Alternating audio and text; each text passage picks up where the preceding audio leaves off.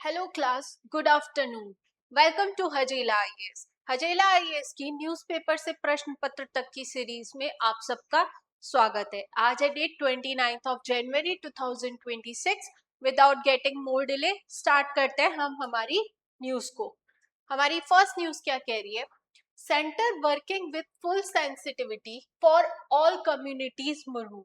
देखो, कोई भी होगा नॉर्मल, वो इस न्यूज को नेग्लेक्ट कर सकता है कि ठीक है, क्या हुआ, प्रेसिडेंट ने समन किया पार्लियामेंट को और उन्होंने कई सारी चीजों के बारे में डिस्कशन किया। फॉर एग्जाम्पल, प्रेसिडेंट ने बात की सोशल जस्टिस की, दलित, बैकवर्ड क्लास, ट्राइबल, मार्जिनलाइज्ड, विकसित भारत 2047, स्वदेशी, गांधी, नेहरू, अंबेडकर, पटेल, लोहिया, वाजपेयी और जो कंसर्न्स हैं यूजीसी के रेगुलेशन में, इन चीजों को डिस्कस किया गया। अगर यूपीएससी पॉइंट ऑफ व्यू से देखें तो ये न्यूज इतनी बता रही है, but here is the role of newspaper analyst, जो आपको बताएगा कि इस न्यूज को कैसे कनेक्ट करना है हमारे एग्जाम से। अगर हम बात करें तो हमारे लिए इंपॉर्टेंट हो जाता है प्रेसिडेंट का समन। अगर देखा जाए तो आर्टिकल 44 क्या कहता है? आर्टिकल 44 कहता है कि प्रेसिडेंट एक कॉन्स्टिट्यूशनल हेड है स्टेट का, ठीक है, और वो एक्ट करता है on the aid and advice of council of ministers headed by prime minister. जो काउंसिल ऑफ मिनिस्टर एडवाइस देती है प्रेसिडेंट को, president is binding by that advice. That means, पहला क्वेश्चन यूपीएससी जो प्रीलिम से पूछ सकता है कि क्या प्रेसिडेंट का डिस्क्रिशन है, वो चाहे तो समन करे चाहे तो ना करे, या क्या ये प्रेसिडेंट की पर्सनल स्पीच है? The answer is no. President की ये डिस्क्रिशनरी पावर नहीं है। जब काउंसिल ऑफ मिनिस्टर प्रेसिडेंट को कहती है कि अब वक्त आ गया है, हमें सेशन को स्टार्ट करना है, you need to summon the session, उस समय पर प्रेसिडेंट सेशन को समन करते हैं। दूसरा, यहाँ पर कोई भी पर्सनल स्पीच नहीं होती है।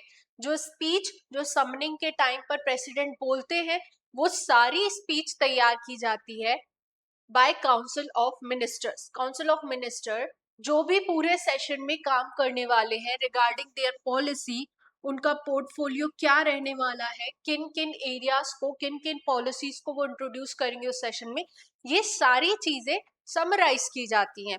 ठीक है, पहली चीज समन होता क्या है, क्लियर है इतना? तो दूसरा क्वेश्चन उठेगा कि मैम, क्या प्रेसिडेंट मना कर सकता है? इसका भी आंसर मैंने आपको ऑलरेडी दे दिया कि नहीं। ये हुआ आर्टिकल नंबर 74 के बारे में, regarding the aid and advice of council of ministers which is binding on the president. अब क्वेश्चन दूसरा जहां पे प्रीलिम्स हमें फंसा सकता है, that is the summon. Summon करना बहुत नॉर्मल लैंग्वेज में अगर मैं बोलूं, मतलब कि पार्लियामेंट को बुलाना। और कॉन्स्टिट्यूशन अंडर आर्टिकल 85 बात करता है पार्लियामेंट की समनिंग की। हर सेशन जब स्टार्ट होता है तो पहली मीटिंग जो प्रेसिडेंट के द्वारा कॉल की जाती है उसे बोला जाता है समनिंग, और इसे कवर किया गया है अंडर आर्टिकल 85। प्रेसिडेंट या तो जब साल का पहला सेशन होता है वो, दूसरा जब कोई सेशन स्टार्ट होता है उसका पहला डे, दोनों प्रेसिडेंट के द्वारा समन किए जाते हैं। That means the president summon each house of the parliament after every general elections, और हर साल का पहला सेशन जो होता है वो प्रेसिडेंट के द्वारा समन किया जाता है। अगर मैं सेशंस की बात करूं तो हमारा पार्लियामेंट 3 सेशंस में काम करता है। इसको याद करने की ट्रिक है BMW: budget session, monsoon session and winter session. ठीक है, तो अभी स्टार्ट हुआ बजट सेशन, जिसमें बजट पास किया जाएगा पार्लियामेंट के द्वारा। तो प्रेसिडेंट ने इस चीज को समन किया, उन्होंने बताया कि हम किस किस जगह पर फोकस करने वाले हैं। Is it clear? इतना क्लियर हुआ? अब इसका सिग्निफिकेंस क्या है? अगर मेंस ओरिएंटेशन में लेकर के जाओ मैं इस टॉपिक को, यहां से क्लियर होती है अकाउंटेबिलिटी, कि जो एग्जीक्यूटिव है वो लेजिस्लेचर के लिए अकाउंटेबल है। काउंसिल ऑफ मिनिस्टर्स क्या क्या काम करने वाले हैं वो पूरी पार्लियामेंट को, जिसमें लेजिस्लेचर भी बैठा है, उसको बताते हैं। यहाँ से दिख रही है कि एग्जीक्यूटिव क्या काम करेगी। That means this prevents the executive authoritarianisation, मतलब कि एग्जीक्यूटिव जो है वो उसकी अथॉरिटी ना क्रिएट हो जाए, या वो बियॉन्ड द जुरिस्डिक्शन ना चला जाए। उसकी अकाउंटेबिलिटी एड्रेस होती है with the summoning of president. ठीक है। दूसरा चीज, लेजिस्लेटिव का oversight. We all know, we we जो हमारा कॉन्स्टिट्यूशन है वो काम करता है चेक एंड बैलेंस पे। मतलब कि लेजिस्लेटिव ओवरसाइट करेगा एग्जीक्यूटिव के वर्क्स को, with they are with the limit of constitution और नॉट। क्या एग्जीक्यूटिव सही तरीके से काम कर रहे, क्या वो ओवर रीच तो नहीं कर रहे, या किसी कॉन्स्टिट्यूशन के प्रिंसिपल के अगेंस्ट तो नहीं जा रहे। ये सारी चीजें लेजिस्लेचर के द्वारा की जाती है। तीसरा, डेमोक्रेटिक ट्रांसपेरेंसी। सबसे इंपॉर्टेंट चीज डेमोक्रेसी। दैट मीन्स लोगों ने इलेक्ट किया है रिप्रेजेंटेटिव को, उन्हें मिनिस्टर बनाया गया है, तो वो क्या काम कर रहे हैं ट्रांसपेरेंटली वो लोगों के सामने रखा जाता है। ठीक है। सो ये तीन इंपॉर्टेंट सिग्निफिकेंस है जो हमें प्रेसिडेंट के समन से हम जैसे लिंक कर सकते हैं कि अगर समनिंग हो रही है तो उससे हमारे कॉन्स्टिट्यूशन के कौन कौन से प्रिंसिपल अचीव हो रहे हैं, और अगर समन नहीं करेंगे प्रेसिडेंट तो उससे हमें क्या नुकसान होगा। Executive is answerable to legislature, इसे सेटिस्फाई नहीं हो पाएगी ये चीज।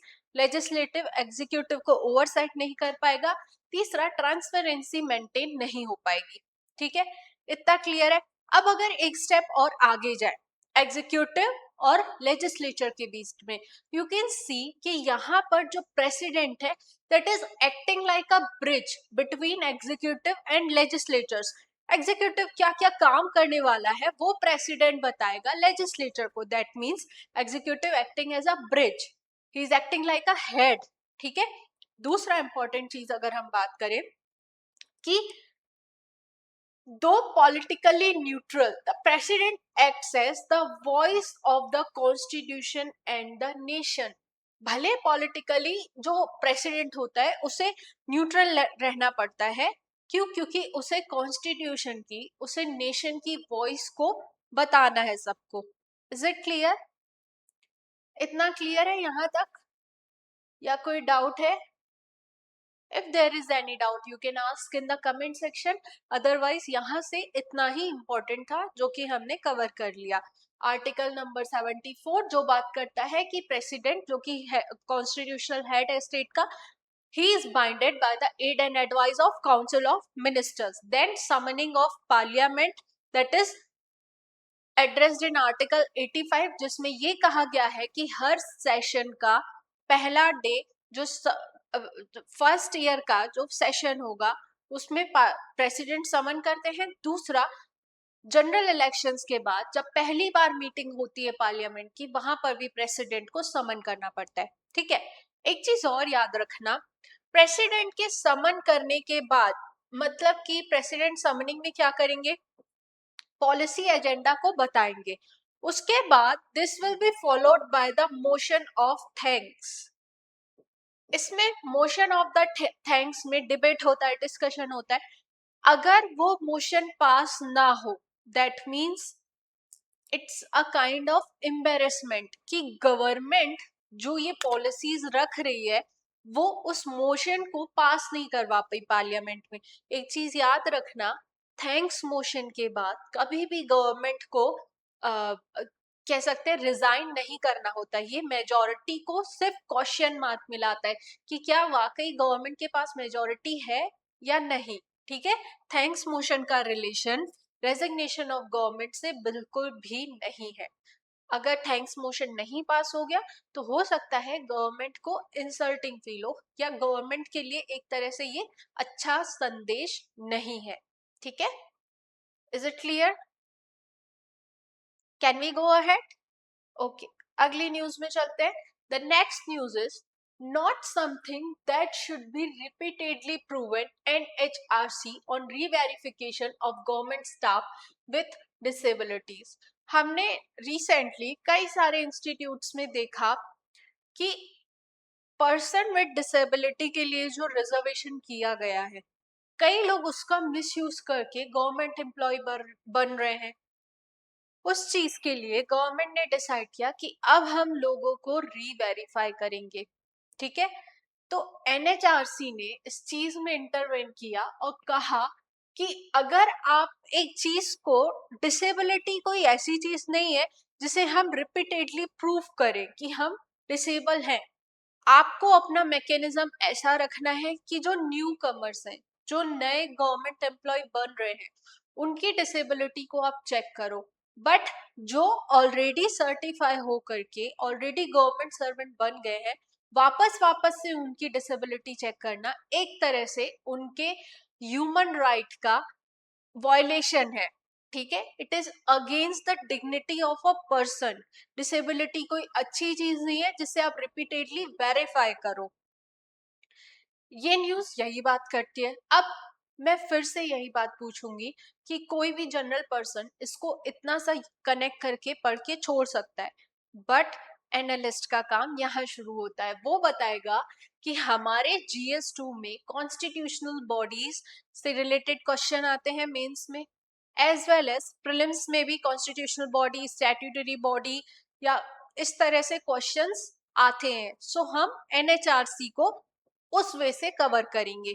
ठीक है, अगर मैं बात करूं इस NHRC constitutional body, the answer is big no.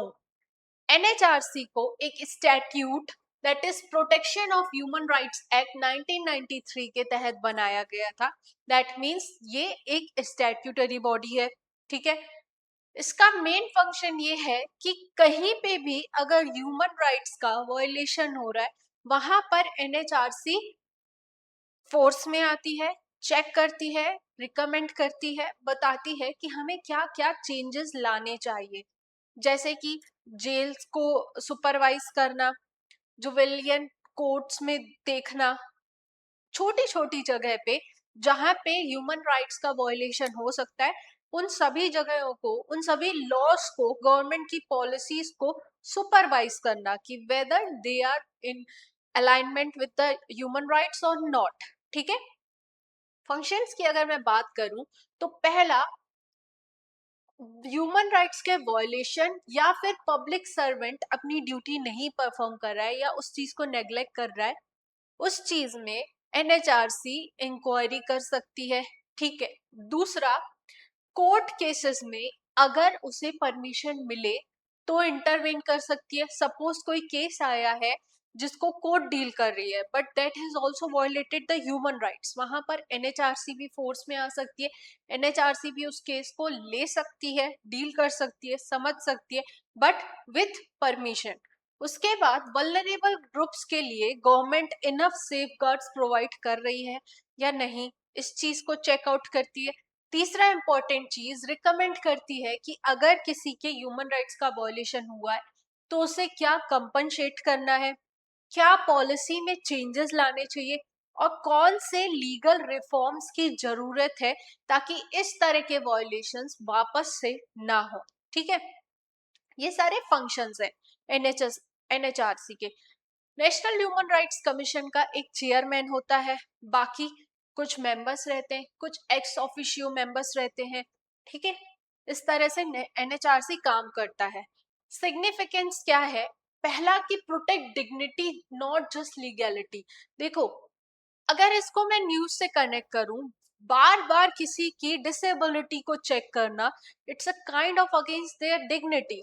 तो लोगों की डिग्निटी को प्रोटेक्ट करता है NHRC। ठीक है, उसके बाद एडमिनिस्ट्रेटिव या bureaucratic beyond the control, beyond their limits ना कर जाए, इस चीज को कंट्रोल करता है। सब्सटेंटिव इक्वलिटी की बात करता है। देखो, इक्वलिटी मतलब सिर्फ सेम ट्रीटमेंट नहीं होता है। हम सब जानते हैं कि हम इक्विटी की बात करते हैं। Equity that means the path to achieve the equality. अगर कोई पर्सन डिसेबल है तो he is under the reasonable discrimination, उसे हम एक्स्ट्रा रिजर्वेशन, एक्स्ट्रा प्रिविलेजेस दे सकते हैं। उस सिनेरियो पे कहा जाएगा कि हाँ ये इक्वलिटी है और इसे ही सब्सटेंटिव इक्वलिटी बोला जाता है। Then reinforces trust in governance. Obvious सी बात है, अगर डिसेबल या यू कह लो जिनके ह्यूमन राइट्स का वॉयलेशन हुआ है, अगर एक कमीशन उन राइट्स की बात कर रहा है, अगर वैसे लीगल रिफॉर्म्स ला रहा है, that means you are moving towards good governance, जहां पे आप अकाउंटेबिलिटी ला रहे हो, जहां आप लोगों के वेलफेयर की बात कर रहे हो, जो कि एक रिस्पॉन्सिव गवर्नमेंट है। ठीक है, these are example of good governance. But NHRC के कुछ चैलेंजेस भी हैं। स्ट्रक्चरल चैलेंज, सबसे इंपॉर्टेंट चीज जो भी एनएचआरसी बोलती है, that is not binding in nature. That means they are merely recommendations. NHRC सिर्फ रिकमेंड कर सकती है कि कैसा किया जा सकता है, क्या बेहतर होगा सोसाइटी के लिए। इसके रिकमेंडेशंस या जो भी चीजें एनएचआरसी इंट्रोड्यूस कर रही है, that are not binding. Government चाहे तो उन्हें माने, ना चाहे तो ना माने। ठीक है। दूसरा, फंक्शनल चैलेंजेस। इनमें केसेस बहुत ज्यादा पेंडिंग है, जजमेंट बहुत डिले आता है, प्रॉपर इन्वेस्टिगेशन नहीं हो पाता केसेस का। तीसरा, जुरिस्डिक्शनल लिमिट्स। प्यूनिटिव मेजर्स में एनएचआरसी इंटरफेयर नहीं कर सकती। ठीक है, ना ही इसके पास सुओ मोटो की पावर है परमिशन ले करके कुछ केसेस में, मतलब कि इसका जुरिस्डिक्शन लिमिटेड है, ज्यादा बड़े एम्बिट को ये कवर नहीं करती है। ठीक है, so these are some of the challenges. If we want कि एक एनएचआरसी एक स्ट्रॉन्ग इंस्टीट्यूट के रूप में निकले जो वाकई ह्यूमन राइट्स के वायलेशन को रोक सके, we need to reform this statutory body. For example, this should not be only recommendatory in nature. इसकी जो एडवाइस है उसे बाइंडिंग बनाओ। जो केसेस की पेंडेंसी बढ़ रही है, इसको प्रॉपर प्रोवाइड करो रिसोर्सेस कि केसेस को देखा जाए, सॉल्व किया जाए, और जिस भी डाटा की नीड है वो डेटा उनको प्रोवाइड किया जाए। ठीक है, इज इट क्लियर? इस न्यूज से कोई डाउट? ओके, आगे चलते हैं। The next news is regarding the India the beautiful, but first India the functional.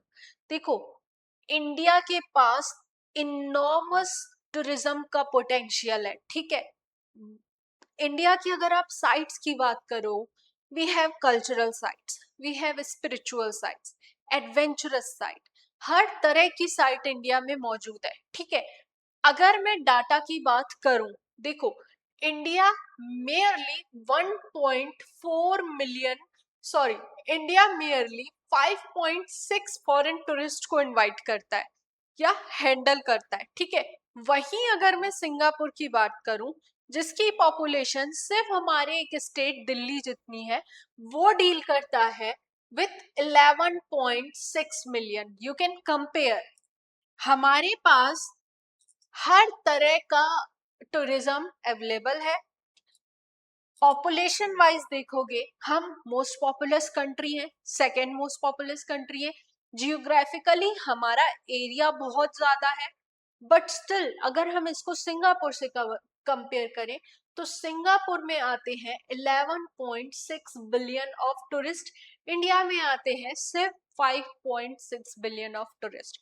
मतलब कि इवन पोटेंशियल होने के बावजूद we are not using that opportunity. उस अपॉर्चुनिटी को हम एक्सप्लॉइट ही नहीं कर पा रहे। उस अपॉर्चुनिटी से जो चीज आनी चाहिए, रेवेन्यू, टूरिज्म, ग्रोथ, वो अभी भी नहीं हो पा रहा है। अब क्वेश्चन उठेगा, मैम क्यों? What are the challenges? क्या रीजन है कि इंडिया का टूरिज्म सेक्टर लैग कर रहा है? पहला रीजन है इमेज प्रॉब्लम। ठीक है, इमेज प्रॉब्लम मतलब ग्लोबल लेवल पर इंडिया की इमेज उतनी बेहतर नहीं है जितनी कि एक डेवलप्ड नेशन की है। For example, safety concern, scams, harassment. कई बार जो टूरिस्ट फीमेल्स रहती हैं उनके साथ हैरेसमेंट होता है, उन्हें जस्टिस भी नहीं मिल पाता है। ये सारी चीजें क्या कर रही हैं? इंडिया की इमेज को खराब कर रही हैं। Then poor sanitation, bureaucratic hassles, negative international media narratives, इन सब की वजह से ग्लोबल ऑर्डर में regarding the tourism sector, India को लोग चॉइस नहीं बनाते, they don't want to visit India. क्यों?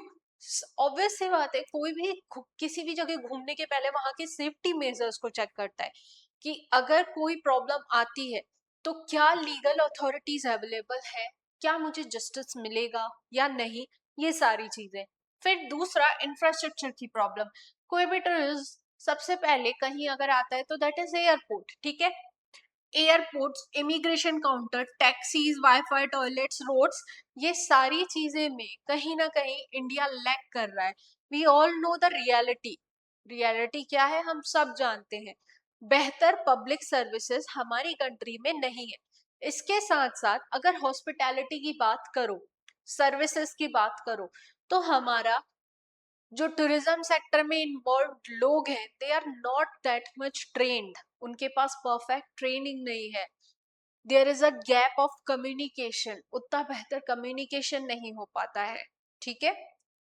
अगर होटल्स की बात करो तो या तो उनके रेट्स काफी ज्यादा हाई हैं या तो उनकी सर्विसेज कम अच्छी है, ठीक है। तो ये सारे हैं चैलेंजेस जो हमारी टूरिज्म सेक्टर में है। उसके बाद सॉल्यूशन क्या है? सॉल्यूशन ये है कि हमें इंडिया को रीब्रांड करने की जरूरत है। जो अभी तक हम सिर्फ इनक्रेडिबल इंडिया के नाम से अपना प्रमोशन कर रहे हैं या अपनी ब्रांडिंग कर रहे हैं, हमें उस चीज को चेंज करना पड़ेगा। जो सेक्टर वाइज एरियाज है, for example spiritual, adventure, luxury, cultural, in sectors की लिस्टिंग करके उस हिसाब से आप ब्रांडिंग करो, उस हिसाब से आप इंटरनेशनल मार्केट में इंडिया को इंट्रोड्यूस करो। Then you will get the targeted audience, कि जिसको जिस हिसाब का टूरिज्म करना है वो उस हिसाब की साइट को सेलेक्ट करेगा, ठीक है। सिर्फ इनक्रेडिबल इंडिया से क्लियर नहीं हो रहा है कि हमारे पास क्या क्या है। और जब तक आप अपनी स्किल्स को, जब तक आप अपने पोटेंशियल को दिखाओगे नहीं, how will you will be selected? कैसे आपको कोई सेलेक्ट करेगा? ऑब्वियस सी बात है, आपको ऑप्शंस दिखाने पड़ेंगे कि we have lot of things जिसको आप सेलेक्ट कर सकते हो, ठीक है। दैट मीन्स इंडिया को रीब्रांड करने की जरूरत है इंटरनेशनल लेवल पर। उसके बाद इंफ्रास्ट्रक्चर गैप जो है, for example roads, railway, sustainable transport, toilet signages, digital museums, story telling, public private partnership, heritage conversation में, हॉस्पिटैलिटी के सेक्टर में, इन सब में चेंजेस लाने की जरूरत है। इन सब में जो इंफ्रास्ट्रक्चर गैप है उसको ठीक करना, सेफ्टी एंड ट्रेनिंग प्रोवाइड करना, जो लोग टूरिस्ट लोगों से इंटरेक्ट कर रहे हैं उनकी प्रॉपर ट्रेनिंग हो। अगर कोई लीगल प्रॉब्लम आ रही है, we should have the tourism police जो उनकी प्रॉब्लम्स को सुने, समझे और सॉल्व कर सके। Then visa and immigration reform, e visas, long term multi entry visas, friendly immigration officers and consider visa on arrival selectively.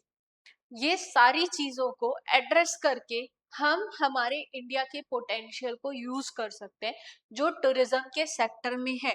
Tourism ना सिर्फ इकोनॉमिकली इम्पोर्टेंट है बल्कि स्ट्रेटेजिकली भी एक इम्पोर्टेंट सेक्टर है, जिससे आप एक तरह से नई अपॉर्चुनिटी लेकर के आ रहे हो, स्किल इंडिया को प्रमोट कर रहे हो। दैट मीन्स लोगों को स्किल प्रोवाइड करके, ट्रेनिंग प्रोवाइड करके, उनको टूरिज्म फ्रेंडली बना करके मार्केट में ला रहे हो, ठीक है। तो overall tourism sector can help us to improve our economy, to boost our growth, as well as हमारे ह्यूमन कैपिटल को और बेहतरीन बनाने के लिए टूरिज्म सेक्टर को यूज किया जा सकता है, ठीक है। तो अगर पोटेंशियल है तो उसे हार्नेस करो, otherwise that will be wasted. यहाँ तक कोई doubt?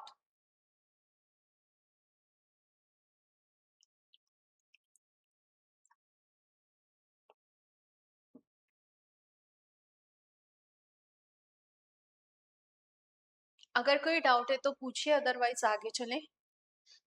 Okay, our next news is, can the ED file writ petitions before courts? यहाँ पर बात की जा रही है कि क्या ED, that means enforcement directorate जो है, वो कोर्ट्स के सामने रिट पेटिशन फाइल कर सकते हैं या नहीं। अब यहाँ से क्वेश्चन उठेगा पहला, मैम ईडी क्या होता है। यहाँ से क्वेश्चन उठेगा, पहला क्वेश्चन ये है कि मैम ईडी क्या होता है। अगर मैं ईडी की बात करूं तो ये एक तरह से सिर्फ लॉ इन्फोर्समेंट एजेंसी है जो कि ministry of finance department of revenue के अंतर्गत काम करती है। ठीक है, मैं क्या कह रही हूँ, it's just the executive body या लॉ इन्फोर्समेंट एजेंसी जो कि मिनिस्ट्री ऑफ फाइनेंस के अंतर्गत डिपार्टमेंट ऑफ रेवेन्यू में काम करती है। मेजरली तीन चीजों से ये डील करती है, मनी लॉन्ड्रिंग के केसेस से, फॉरेन एक्सचेंज मैनेजमेंट से, और फ्यूजिटिव इकोनॉमिक ऑफेंडर्स। कंट्री में मनी लॉन्ड्रिंग को रोकना, फॉरेन एक्सचेंज को मैनेज करना और जो फ्यूजिटिव ऑफेंडर्स हैं, इस रिगार्डिंग इन तीनों एक्ट्स को इम्प्लीमेंट करने के लिए ED is just the executive body या फिर लॉ इन्फोर्समेंट एजेंसी। ठीक है, अब न्यूज को कनेक्ट करें कि हुआ क्या। केरला में ईडी इन्वेस्टिगेट कर रही थी, ठीक है, बट केरला गवर्नमेंट ने ईडी को इन्वेस्टिगेट करने से मना कर दिया। ठीक है, अब ईडी गई पहले केरला के हाई कोर्ट में, तो यहाँ पर भी ऑब्वियस सी बात है इन्होंने मना कर दिया। अब ईडी बोल रही है मैं जाऊंगी सुप्रीम कोर्ट और फाइल करूंगी कि मेरे राइट्स को मना किया गया है, that means using article 32 writ जारी की जाए। अब अगेन एक क्वेश्चन उठेगा, मैम रिट क्या होता है, तो आगे चलते हैं। ठीक है, writs are just the order of courts जो कि आर्टिकल 32 के तहत सुप्रीम कोर्ट जारी करती है और आर्टिकल 226 के तहत हाई कोर्ट जारी करती है। ठीक है, सुप्रीम कोर्ट क्या कहती है कि अगर आपके फंडामेंटल राइट्स को वायलेट किया गया है तो कोर्ट वहां पर सुप्रीम कोर्ट ऑर्डर पास करेगी जिसे बोला जाता है रिट। ठीक है, वहीं अगर फंडामेंटल राइट या कोई लीगल राइट या स्टेट के खिलाफ कोई ऑर्डर इशू करना है तो सुप्रीम कोर्ट हाई कोर्ट जब इशू करेगी उसे बोला जाता है रिट अंडर आर्टिकल 226। ठीक है, ये होती है रिट की डेफिनेशन कि रिट किसके अगेंस्ट इशू किए जाते हैं, पहला स्टेट के अगेंस्ट। बट यहाँ पर क्वेश्चन उठता है कि क्या इन्फोर्समेंट डायरेक्टरेट रिट इशू करवा सकती है या नहीं। सो पहला चीज कॉन्स्टिट्यूशनल स्टेटस, जो ईडी है ये कोई लीगल पर्सन नहीं है, ईडी खुद एक स्टेट का एग्जीक्यूटिव आर्म है। ठीक है, तो स्टेट का एक एग्जीक्यूटिव आर्म स्टेट के ही खिलाफ अगर इस तरह से यूज करने लगेगा रिट्स को तो कहीं न कहीं ये कॉन्स्टिट्यूशनैलिटी के खिलाफ जाएगा। ठीक है, दूसरा, अगर इसने जारी कर दिया, सुप्रीम कोर्ट ने इसकी बात मान ली, then it will lead to imbalance of federalism, that means centre state relations भी यहाँ से, सेंट्रल स्टेट रिलेशन का जो फैब्रिक है वो भी डिस्टर्ब होगा। अब क्वेश्चन उठेगा मैम कैसे। देखो, ईडी एक एग्जीक्यूटिव बॉडी है जो कि सेंटर के द्वारा क्रिएटेड है, जो कि इन्वेस्टिगेट करती है। अब ऐसा देखा गया है कि अक्सर ईडी को स्टेट गवर्नमेंट्स के खिलाफ मिसयूज किया गया है पॉलिटिकली, इन्वेस्टिगेट करने के लिए स्टेट गवर्नमेंट्स को उनकी डिग्निटी को कम करने के लिए। अगर सेंट्रल और स्टेट लेवल पर अलग अलग पार्टीज की सरकार है तो, ठीक है, अगर ऐसा होता है तो यहाँ से क्या होगा, फेडरलिज्म डिस्टर्ब होगा कि भाई एक सेंट्रल द्वारा बनाई गई जो एग्जीक्यूटिव बॉडी है वो स्टेट गवर्नमेंट की डिग्निटी को बार बार कह सकते हैं डिस्टर्ब कर रही है, बार बार हार्म कर रही है। ठीक है, दैट्स वाई ईडी कॉन्स्टिट्यूशनली, तो अगर हम बात करें, ईडी के पास ये राइट नहीं है कि वो रिट इशू करवा सके।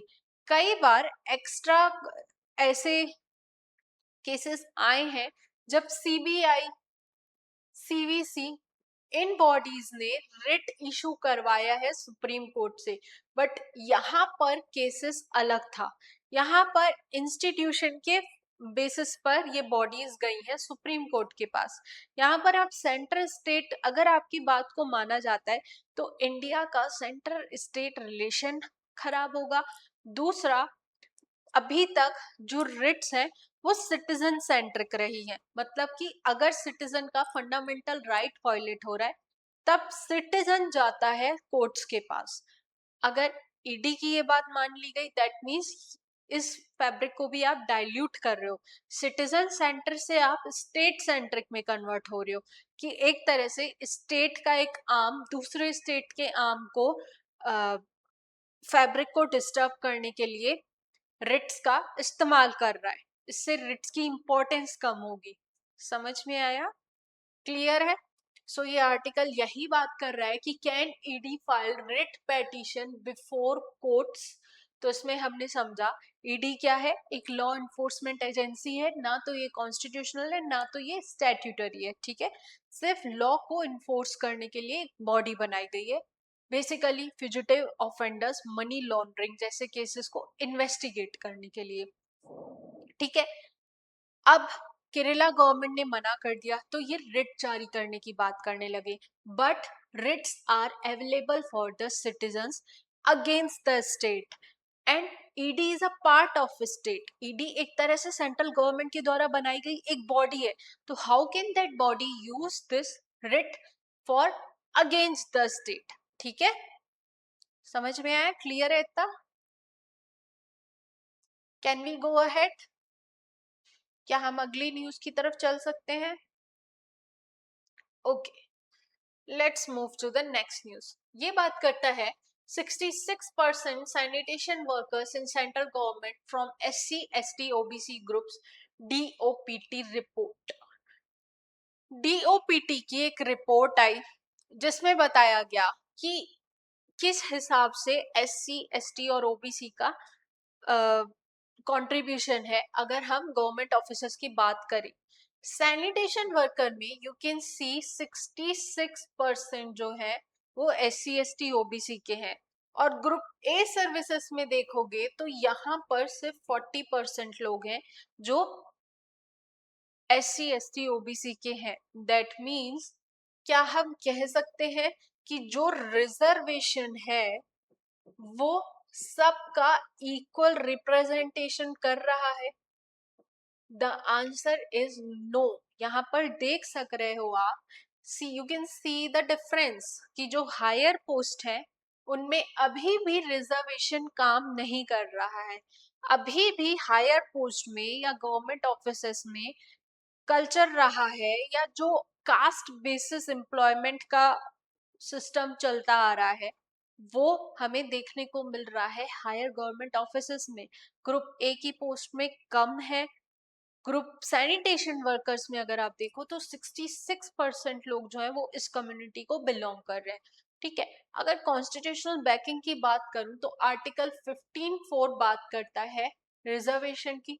आर्टिकल 16 सब क्लॉज 4 बात करता है कि पब्लिक एम्प्लॉयमेंट में हमें रिजर्वेशन देनी है इन सेक्टर के लोगों को।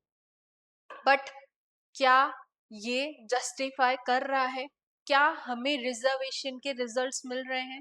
You can see this table. So जरूरत है कि हम मेंटेलिटी को चेंज करें। हम जो जॉब्स हैं उनको डाइवर्सिफाई करें,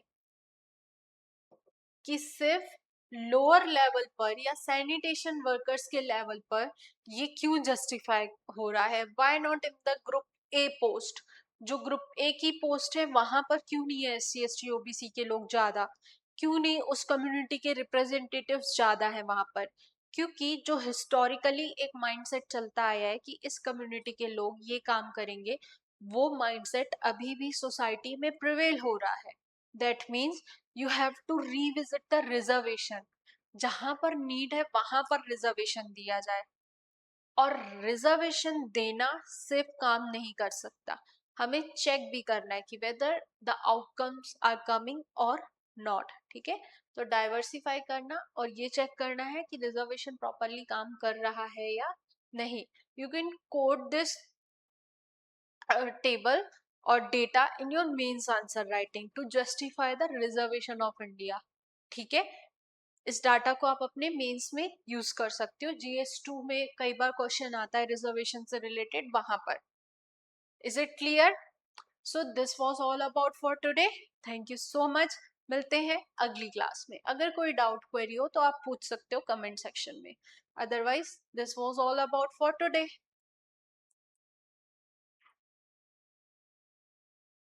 ओके, थैंक यू।